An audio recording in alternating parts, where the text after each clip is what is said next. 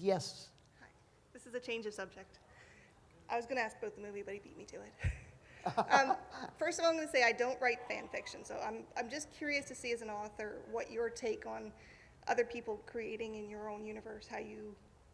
You mean people working in my world? Yeah. Oh, I don't know. I don't care. I think it's fine. I'm perfectly willing to let people use me and my work as a means of bettering their work or learning how to be a writer or experimenting with things. It's a form of flattery. I'm flattered that people think that much of what I do.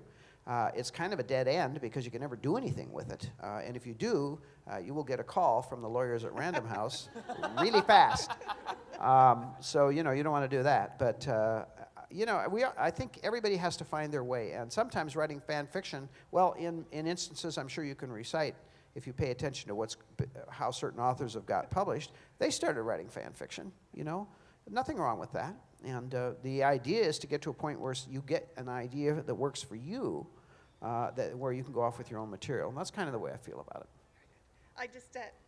I find for TV shows and movies and that sort of thing, I like to read fan fiction. Mm-hmm. There's some really bad, there's some really good. Yeah. But I'm wondering, as an author, if somebody else is then jumping in that same creative process and using your work, if that is...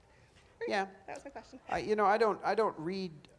I have a strong aversion to reading about myself on the internet in any form, way, shape, or form. And I'm poor with social media, as you probably noticed. So I don't pay a lot of attention to it, but I hear about it, of course.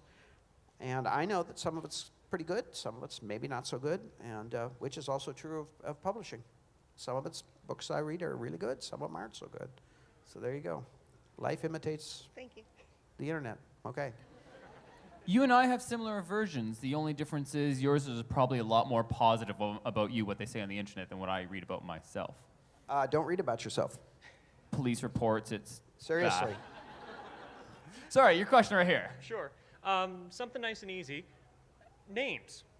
How do you come up with names? Do you think like, oh, this character's kind of like so-and-so I know, I'll rearrange a few letters? Do you bastardize a little Latin, or how do you come up with stuff like that? Oh, anything that works. I steal names mostly. I find that when I travel around the country and around the world, really, I find names everywhere in all kinds of strange places. And if I see a name that interests me or intrigues me, I'll write it down on my little list of names. And when it comes time to start a book, then I'll go to my list of names and try to match up characters and names and so forth. It's much easier than having to do it from scratch with no ideas at all, I discover. And in certain instances, certain names are just great. A long time ago, I was riding through New England. I think we were seeing the fall colors, and as I came around this bend, here was this little house with this little sign out front that said Angel Fire East. I thought, what a cool name. I got to do something with that. So there you go. A lot of the names come from street signs, storefronts, sometimes people's names when they come through the line. I steal them from there. I usually ask, but not always. Do you have a favorite character name? A favorite character name? Yeah, maybe not a favorite character. You don't need to like them necessarily. Oh, well, but one that's fun to say. If you go all the way back to First King of Shanra, there's a young elven scout named Priya Starl, and I always liked her name a lot, and I stole that one. Thanks. So got another question. Perfect. There are no more movies, and there are no more TV shows. That's That's fine. it. You said that you stole that name. Where'd you steal it from? What? Priya Starl? Priya Starl? Where did I steal it from? Right. You never admit that. That's like getting yourself into trouble 101. From a very nice young lady who came through the line. Cool. And second question, or technically third, I guess. Who is your favorite author? Who do you like to read yourself? Well, I don't think I could honestly tell you I have a favorite author. I have lots of favorite authors, and because I read all the time, I'm always reading somebody new. I've been reading a lot of young adult fiction lately, so I'm big into John Green. I think he's terrific. Yeah. If you haven't read Looking for Alaska and The Fault in Our Stars, you're missing out. You should do that. I happen to like a writer named Paolo Bacigalupi, who's out of Colorado, who wrote The Wind-Up Girl, won every award in the Kingdom of World back a few years ago, and he has done Shipbreaker and another novel in young adult fiction. I read a lot of young adult fiction. All these young girls that are writing dystopian universities, dystopian universes, I read them. Veronica Roth, Ali Kandi. I think they're great. I just read one last night from a Canadian writer named S.M. Biko called Library on the Lake that I didn't expect to like, and I loved it. I thought it was terrific. Let's see. I kind of read all over the place. There's a new book coming out from Del Rey in February, I think it is, by a young writer. Everybody's young writer. What the heck am I saying? A writer named Pierce Brown called Red Rising. I could not put that book down. It was terrific. Great story and good writers. The thing I look for with my reading is I look for stories that are not necessarily in fantasy, because I don't read a lot of fantasy. I really read outside more than anything. I look for stories that are well told, compelling stories. I want them to make me feel something emotionally. So I'm always looking for, I want a stylist who's got the writing down, knows what they're doing. So there's lots of those books out there. You just have to ferret them out, and every time I read something like that, it makes me want to do something as good. I want to be as good as this writer is, and that's a moving target, so that's kind of a good thing. I think that keeps you sharp, keeps you looking all the time. I'm sure I could think of a whole bunch more, but at the moment, I think I've gone somewhat dry. So Hi. just quickly before we have to wrap this up soon. So we have for quick, we can get these last two questions in. My question's pretty similar to his. I was just wondering, what's the most interesting thing you've read recently the last year? Fiction or nonfiction? Whew. Well, I may have covered most of what I was going to say. Oh, thank you, dear. Have a good wife. All your problems are solved, I'm telling you. Or a partner or something. Yeah, the best book I read the last year is Billy Lynn's Long Halftime Walk. Now, you're going to say, what the heck? It's by Ben Fountain. He is a literary writer, essentially, but the book is about the Iraqi War. The United States' involvement in the Iraqi War, but it's about a squad who comes back, and they're being toured around the United States because they were in a horrific firefight in which several of their people were killed.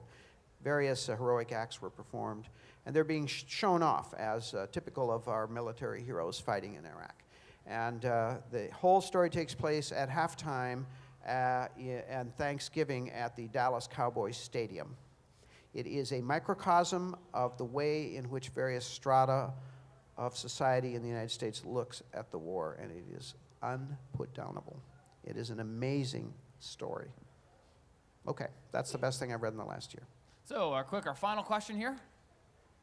So before you start writing a novel, whether it's a new novel or a continuation of the series, what are sort of some of the processes you go through when to like conceptualize everything, whether it be like characters or the environment or something like that?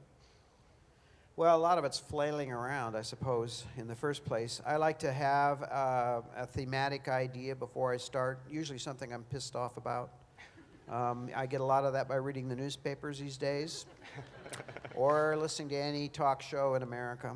I listen to this stuff and I get upset about something, and somebody always says something stupid or does something stupid or whatever, and then you think, yeah, but what if this happened? What if this happened? And if it leads to make me want to know more, then that may be into something. But stories really start for me everywhere. They come from, sometimes they come from random ideas. Sometimes they come from a kind of character I kind of want to do. Sometimes it's a mix of the two. It's really kind of magic how it happens. And I don't have a set pattern that works. But I try to bring as many of those elements together, I think, and then I sit down and I start, when I've lived with it in my head for a while, and I sort of can't get it out of there because it's, eating at me to do something with it, I'll sit down and try to do some kind of a rough outline.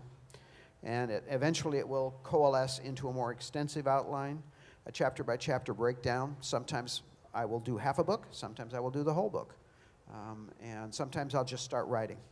I was very structured in my early years, particularly through the 90s. These days, I'm less so. I'm more organic in the way I approach what I'm doing. Maybe it's because I'm comfortable now enough that I don't worry so much that it'll come together in the way I want it to. And I'm also aware of the fact that at some point in the writing of the book, something major will tell me what the book is about that I missed. And I'll see something that I missed when I was working on all the other elements, and that's really important. And equally important is the fact that sometime during the writing of the book, I will look at this and I will say, this is a piece of crap. This book is no good at all. I should burn it now and save myself the embarrassment of having to defend it later.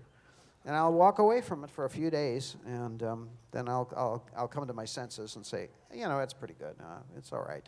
It's okay. It just needs a little something, and come back and work on it. So all those things are part of and parcel of what happens, I think. Thank you so much. You're welcome. Well, that's about all the time we have for questions. Thank you very, very much for doing this Q&A. Let's give him a round of applause, everyone. Thank you very much. Thank you, Larry. My pleasure. Trust me, my pleasure. So if I gather if you come back at 6 o'clock, Rob Sawyer and I will try to take each other apart at the seams, and we will continue this digression into writing and writers' lives and that sort of thing. Thank you very much. All right, thank you. Hal-Con.